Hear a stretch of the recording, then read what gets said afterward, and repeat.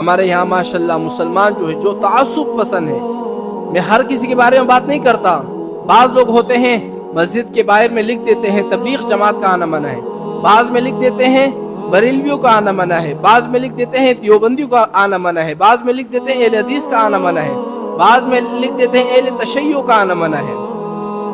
یہ اللہ کا گھر ہے، کیا حضور صلی اللہ علیہ وسلم نے ان عیسائیوں کو مسجد میں نہیں ٹھہرایا؟ تو تم کون ہوتے ہو کہ مسجد میں لوگوں کو منع کرتے ہو؟ اگر اس میں ایک مسجد میں بریلوی آ جائے سب حیران ہوں گے، یار بریلوی کا اس مسجد میں کیا کام ہے؟ اہل حدیث کی مسجد میں کوئی اہل تشیع چلے جائے، بول یار اہل تشیع کا اہل حدیث کی مسجد میں کیا کام ہے؟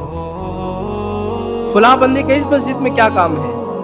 کیا حضور صلی اللہ علیہ وسلم نے ان عیسائیوں کو مسجد میں نہیں ٹھہرایا؟